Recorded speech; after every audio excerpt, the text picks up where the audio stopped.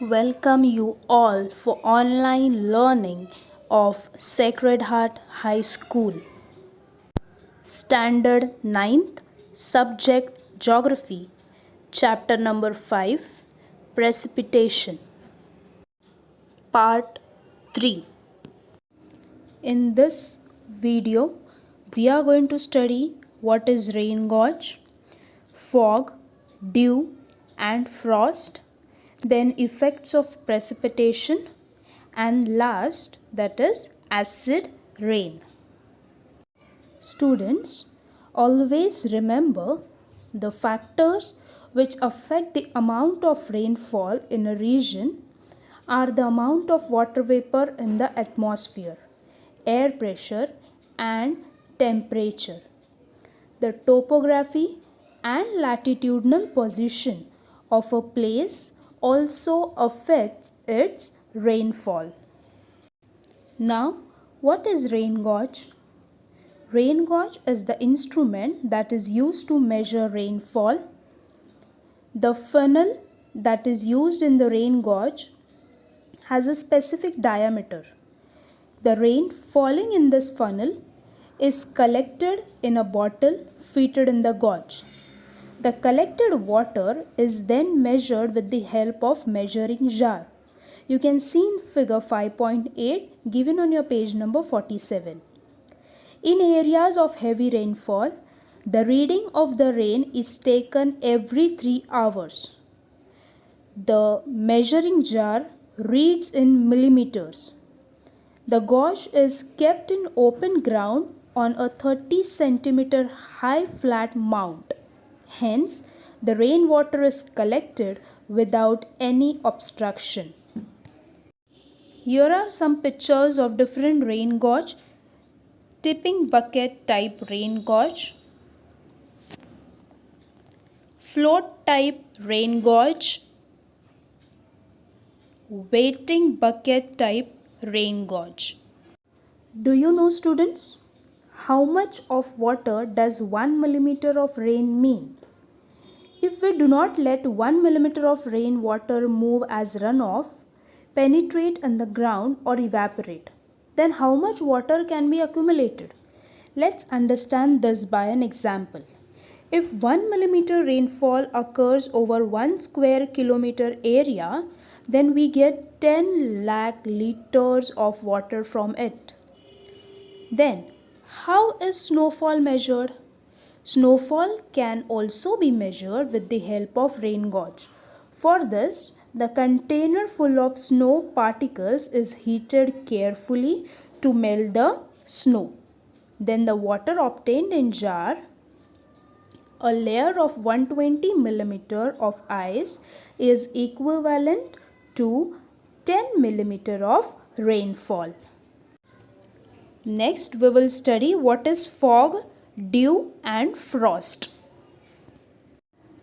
When the condensation or solidification of the water vapor in the atmosphere occurs near the earth's surface, then we can see fog, dew or frost.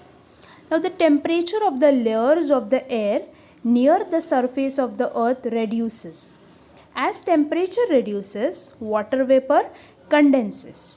In this process, vapor turns into microscopic water particles and float in the air.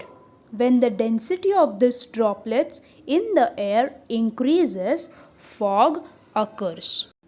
When moisture-laden air near the earth's surface comes into contact with very cold objects, condensation of the vapor takes place. Then turn into very small water droplets.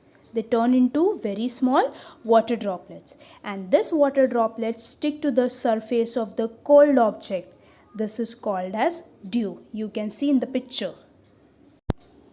If the temperature of the air is less than 0 degrees Celsius, the water droplets stuck to the surface of the cold objects freeze. This frozen water droplet is called as frost. Dew and frost occur on a large scale in winter. Next, we will study effects of precipitation. The main source of potable water available on the earth is precipitation.